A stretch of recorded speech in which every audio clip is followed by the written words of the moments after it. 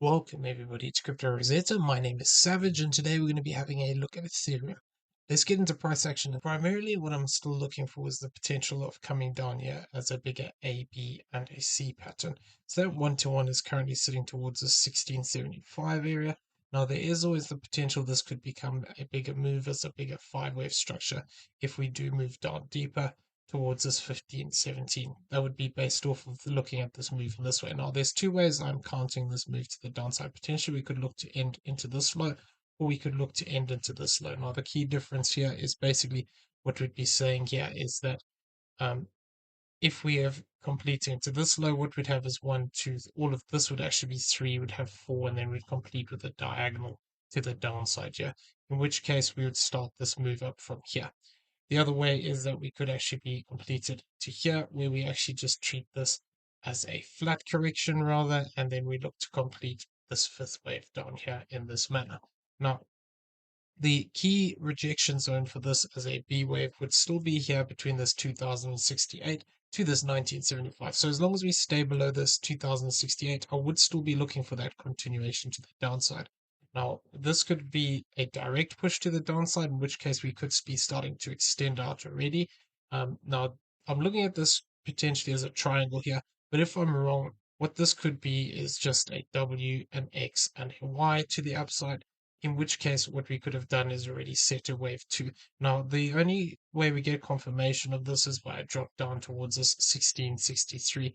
And what I'd want to see here is the potential of actually having this move starting to break down in this manner, where we actually look at this as potentially a 1, 2, 3, 4, and we're still looking for a fifth wave if this is the case. Now, the structure in here is a little bit choppy, so I'm just being cautious that it could also just be a D wave of a triangle. We'll go over that in a second. But what we could have here is the fact we still need to actually come down one more time for a fifth wave. So in the really short term here, what I want to see is if we just have this as a three-wave structure, even if we do push up to this 1850, this could tie in with another drop to the downside towards the zone of this 1792 to this 1777.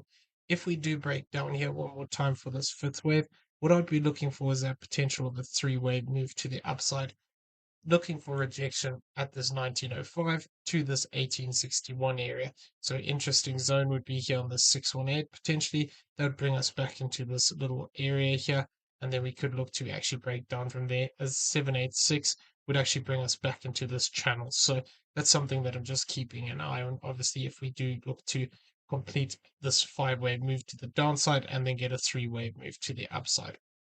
Now, the key thing here is we do have that possibility of a bigger flat correction here, which could mean we still revisit this high area. So if we do get something like this and we break down and we take this low of this move over here, which would be at the 1785, what I'd be looking out for is if we instead develop a five-wave move to the upside, this could then become a bigger flat correction where this is A, this is B, then we get a C wave to the upside. And that could tie in with coming back into these higher areas here of this 2068 to this 1975. So that's looking at this possibility of having this move as a direct sell-off from here. Now, we were talking about that potential of a triangle yesterday, and that would be looking at this move basically in this manner where this is A, B, C, D, and E. Now, if this is the case, what we could have here is that rather if we look at the move as completing into this low point here, this could mean that we actually have a B wave completed already here. So this could mean that we actually start to break down from this point, in which case our 1-to-1 to the downside would actually be here at the 1656, 1656 area. So what we'd be looking for is if we do start to form impulsive structure down here, and we fail to actually get back above this zone of this 1939, what we could actually see is, this direct continuation to the downside here, looking to break down past these lows and then actually just, getting this wave two and then getting continuation down. So it's going to be key. Really, this 1905 area is going to be one we want to get back above if we're looking for continuation to the upside here. If we fail to do that, basically, we could just continue to get rejected and look to actually break down deeper. Now, if we don't fit, if we fail to form this additional fourth and fifth wave, I'll still be looking out for this zone. It changes slightly, so 1909 to 1871, but basically this is going to be a key area. We need to get back above this high of this E wave here, this 1937 area. If we fail to do that, like I said, potential for direct continuation.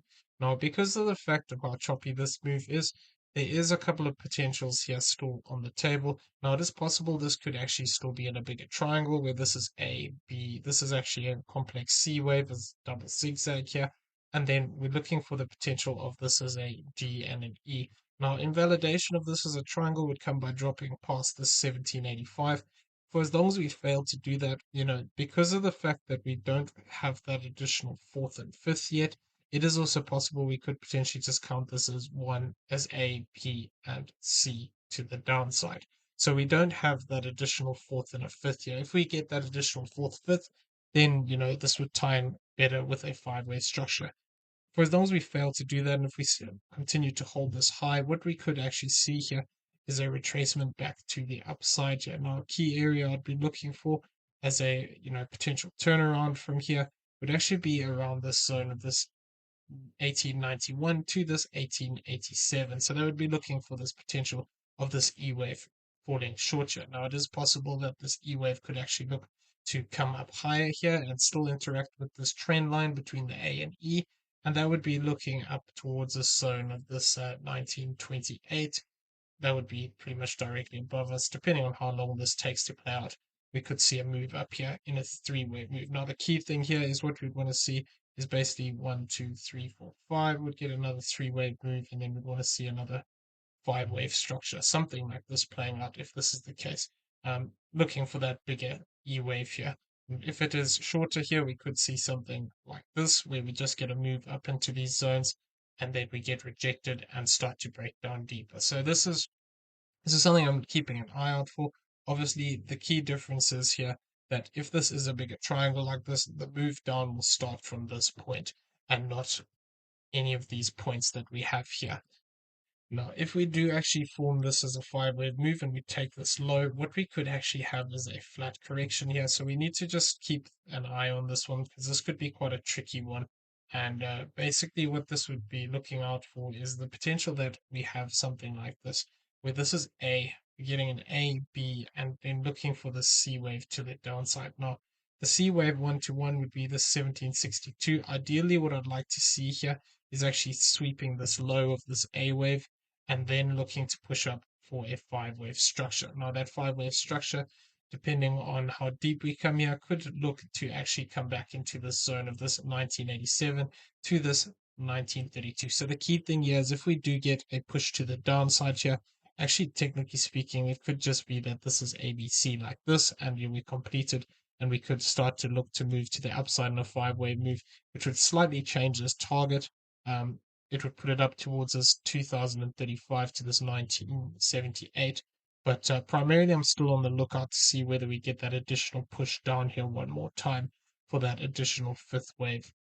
Really, until we actually start to take some of these key levels like this zone here, this 1854, we need to just be careful because this could actually just directly extend out where, potentially I'm looking at this as looking to complete, but this could actually in itself become another 1, 2, 3, 4, 5, something like this. And then this is actually, 1, 2, this becomes 3, 4, and then 5. And then, we get a deeper move to the downside. So that's what we need to be cautious of here.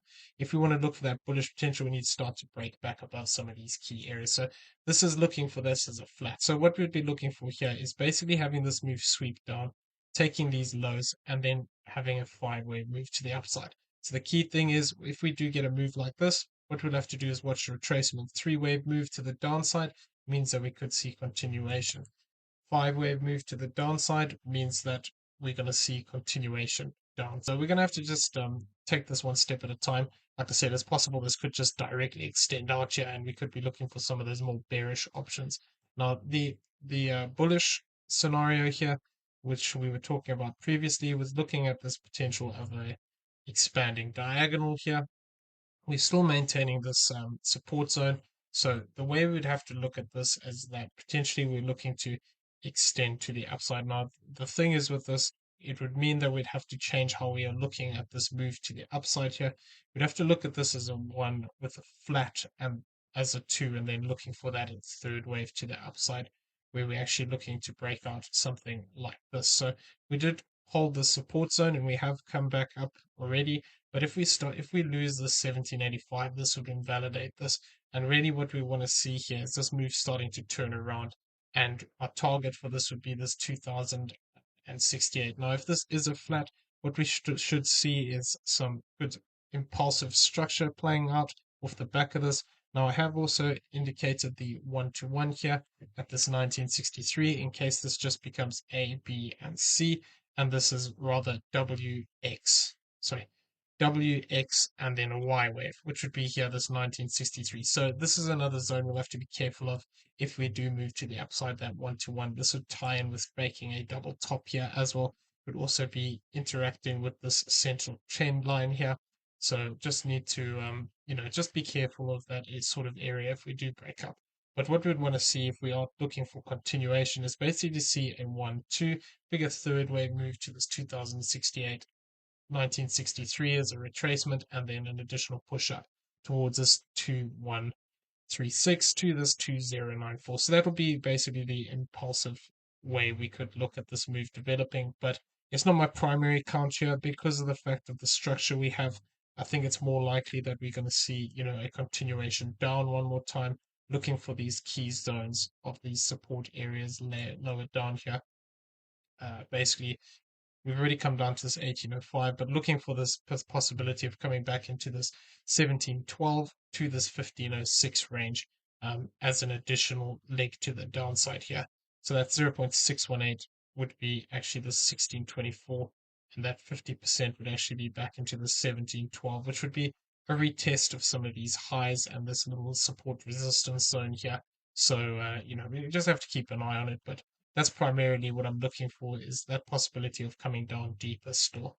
Okay, so I'm going to leave the video there. I hope you found it useful. If you did, please smash the like button, hit that subscribe button if you haven't already, turn on those bell notifications so you never miss a video, and leave us some feedback down below. Also in the description, you'll find a link to the Discord. Come check it out. It's free to join. As well as that, you'll find affiliate links for both PrimeXPT and BYBIT down there. Both great exchanges that we use on a regular basis. If you don't have an account, using the affiliate link does help support the channel, and we do appreciate it.